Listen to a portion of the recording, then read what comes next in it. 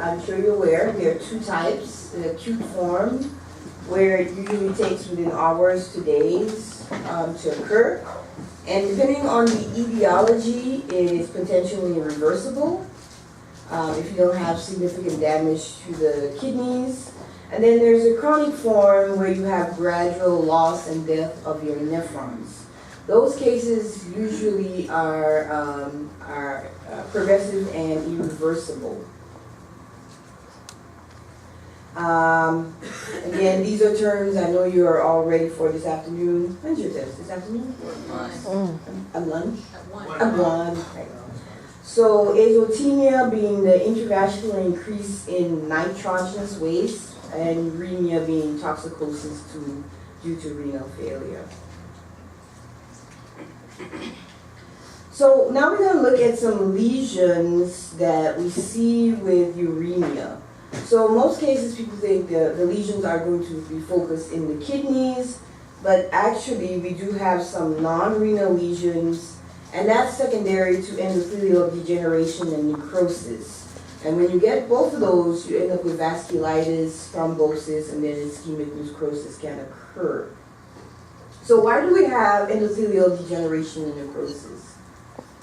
What is causing the damage within the kidneys? The nitrogenous waste. So nitrogenous waste within the blood supply can affect the endothelial tissue. So make sure you know our non-renal lesions and the cause for those. Here is a common non-renal lesion that we see with uremia, and we have, this is the gastric mucosa. So typically the stomach has renal folds, but it's markedly accentuated when you have renal disease. And the reason is for the accumulation of calcification or necrotic debris and mineralization of those tissues. So this is the gross picture, and this is what it looks like microscopically. So we're looking at the H&E of the renal mucosa, which is here, and these dark granular material are areas of mineralization. So what kind of mineralization do we have? Is it dystrophic or metastatic? So metastatic means what? Live, but due to what? Hypercalcemia. So what's the other type? Dystrophic would be in dead or dying tissue. So what is the etiology of this lesion?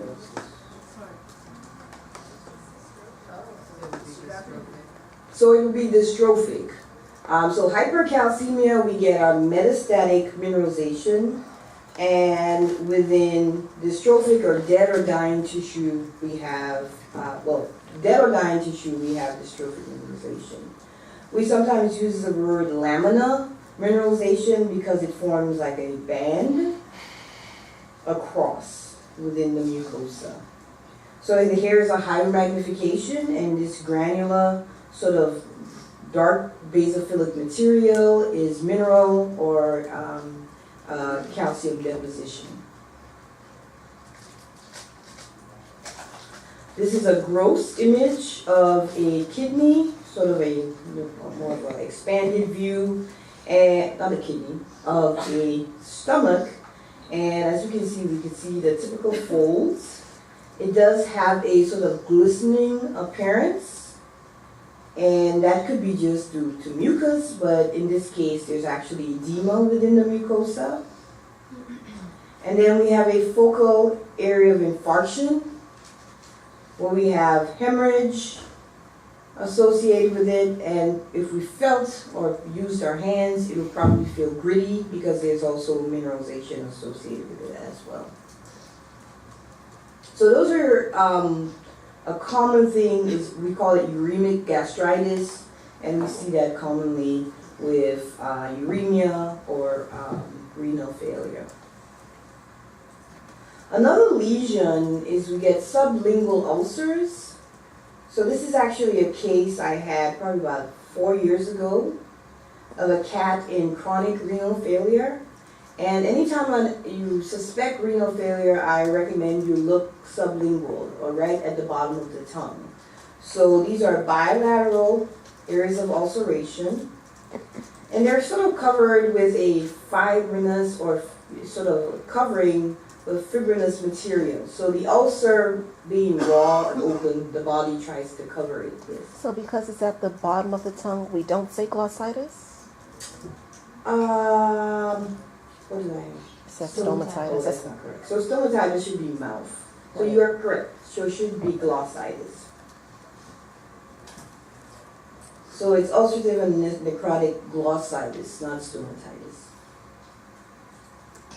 Change that because that's. Make sure you change that in your notes because there is a difference. Glossitis.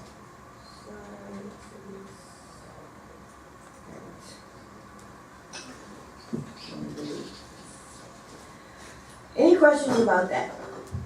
The non-renal lesions. Yes, Kim. Depends on how big the ulcer is. Now, this cat did, and I do think they stopped eating more initially for the renal issues than the lingual ulcers. Now, if it's a small ulcer, they may not, but as you can see, this is pretty extensive and on the base of the tongue. So this animal hadn't eaten in days and did very little drinking and subsided to this disease. Is there a question in the back? Jasmine? I'm sorry? Oh, okay. Okay. Any questions about renal disease? I think I was going to say that. The other thing that you can see is pulmonary edema. So that's also a non-renal lesion you see with renal failure.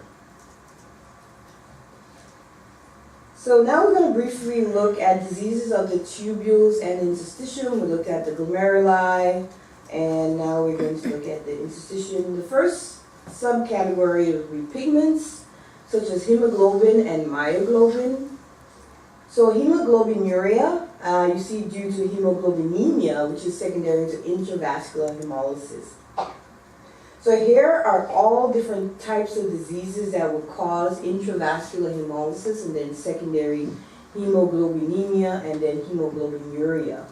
So chronic copper toxicosis in sheep, has Dr. Ogden talked about that yet? So what do the kidneys look like? What is it? Gunmetal kidneys. Yay! I'm so happy. Leptospirosis or babesiosis in cattle can cause that. Red maple toxicosis, and also autoimmune hemolytic anemia. Those can all lead to intravascular hemolysis. Yes. Do they all show gunmetal kidney, or is it just copper? Let me show you. So, they usually have a really dark kidney. So, I mean, again, it's all subjective. I don't look at guns on a regular basis, but I know that you get dark pigmentation of the kidneys, that hence they will all have that dark kidney appearance. So yes, I would say the answer is yes. They all have that gunmetal color. So this is a horse that had red maple toxicosis, and you see the cortical area is dark red to black, and that's due to what? Why do we have the discoloration of the kidneys?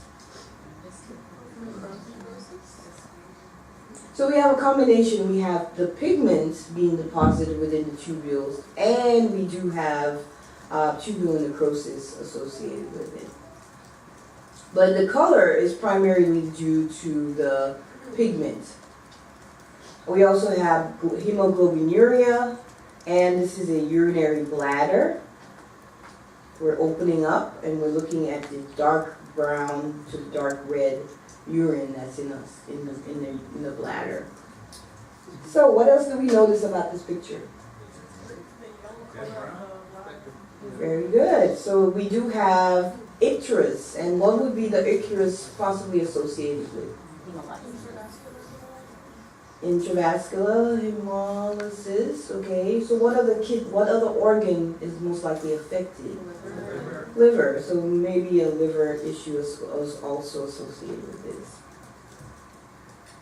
This is an H&E section of a horse, probably with that same red maple toxicosis, and this is showing you the deposition. So these are your tubules, and you have deposition of that hemoglobin pigment within the tubules, but also we have tubular necrosis. So this would be this is not normal either. Let me see if I can find somebody who's normal in this picture.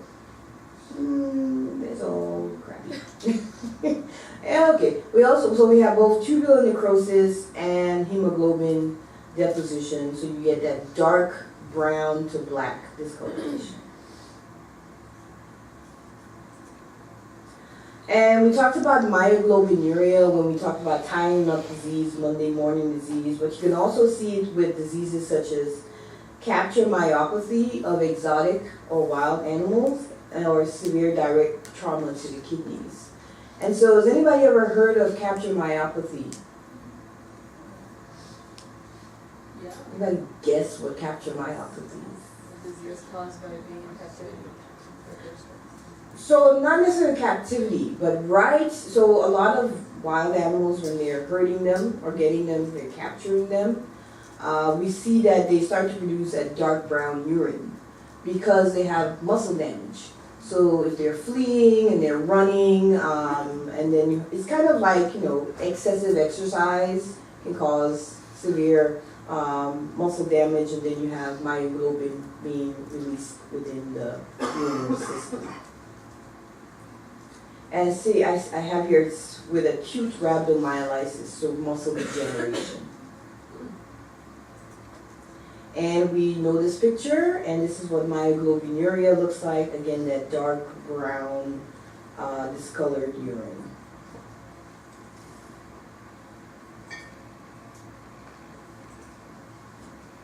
I like this picture. It's cute. And then we look at diseases that produce acute tubular necrosis. And I'm just going to name some of these. Again, this is repetition. Aminoglycosides, specifically neomycin, gentamicin, and streptomycin. They are nephrotoxic. And what do we recommend when we provide these antibiotics? Lots of fluids. Tons of fluids. You want to make sure that the kidneys are consistently being sort of flushed, but they can cause tubular damage. So that's one. And then ethylene glycol toxicity. We don't see too many cases of that, thank goodness. But this usually occurs when an animal is being fed ethylene glycol, also known as antifreeze. There was a time people were using it as a poison when animals are in their trash or in their area that they prefer not. It used to have a sweet taste. I don't know, some states have actually passed laws against having the ethylene glycol have a sweet taste. Maybe not necessarily for animals, but if you think of children, ethylene glycol has that sort of fluorescent green, looks like some sort of sweet drink, and then if you drink it, it also has a sweet taste, and it's pretty significant, can cause toxic metabolites, such as glycolic acid and glycolipide, to develop. It causes, when the animal presents clinically, they have what we consider CNS signs, sort of a drunken appearance, and then it leads to secondary acute renal failure. So the calcium oxalate crystals that are produced by ethylene glycol cause direct contact or damage to the tubules. So this is a normal tubule, and this is one with that those calcium oxalate crystals. So it's causing direct damage, and then you have tubular necrosis. We can see those prisms or crystals under polarized light, so that helps us with our diagnosis. And again, this is H&E section with multiple tubules damaged by ethylene glycol. You can sort of save some of these animals if you get it early enough to, if you provide the antidote. So does anybody know the antidote is?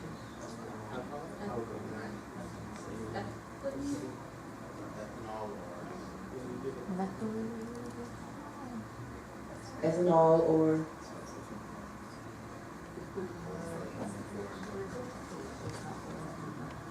I'm here. Everclear. Ever, right. So have you done farmer college? Yeah. Do they talk about this? No. What class did you teach that? I think it's a time. We're going through it. Toxicology. Okay, awesome. But she's not supposed to teach soon, so. Okay. She's gonna teach. She'll get to it. But let's just focus on the lesions. And so this is the crystals under birefringent light. And as you can see, they're birefringent and glow under the microscope. We also do impression smears and then look at it. So necropsy, I can easily diagnose this. I do a touch impression of the kidneys and look at it under the microscope, and you see the crystals very evident. I have a question. Yes. Can we go back? Are the crystals the yellow dots or the white ones? Oh, so these, I don't know what it The looks white. like. Oh, it's white on your picture over here. It's So yellow. are the lighter yellow? Yes, these Okay. bright ones right here. Thank you. You're welcome. Just for next year, they have a typical halo sign with kidneys on radiograph with ethylene glycol toxicity. So this is the cortex, and the medulla would have a distinct halo sign. I'm not going to ask you about that. I just thought it was interesting when we look at it on the ultrasound. We talked a little bit about this bacterial etiology, and that's Clostridium perfringens type D. And it's also known as what? What's the name of the disease? Pulpy kidney disease, also known as enterotoxemia. We see it in our small ruminants, so sheep, goats, and calves. And we see, as it relates to the kidneys, advanced autolysis of the kidneys. They call it pulpy kidney disease because the kidneys are soft, hemorrhagic, and undergoing advanced autolysis. So this is a gross image of a kidney with pulpy kidneys, of a bovine that had pulpy kidney disease. So the kidney is soft and in texture. And you can't see the necrosis, but it is undergoing severe necrosis, and there's some hemorrhage associated with it. I wouldn't ask you for the more for this, but I do expect you to be able to determine that this is pulpy kidney disease and the etiology. Briefly, leptospirosis is another disease that affects the renal system, and it causes a mononuclear interstitial inflammation and then accumulation of this spirochete bacteria. So this is a renal tubule on really high magnification. I don't even think this is an H&E, I'm not sure, but this is just to show you the use of a silver stain to illustrate the spiral bacteria. What other organ does leptospirosis affect? Liver. There's actually, I believe, a puppy in the hospital right now with leptospirosis. I'm not sure what the outcome is, if they plan to treat or what exactly is going on. There are different types of leptospirosis. There's in the canine, you have leptospirosis interrogans canicola and icterohemorrhagia. And in pigs, we have pomona, and in bovine, we also have canicola. So I expect you to know the different species, types of leptospirosis. All right, I think we're gonna play the game, and then I'm gonna let y'all go study for free. More amazing. Been there, man. Yes.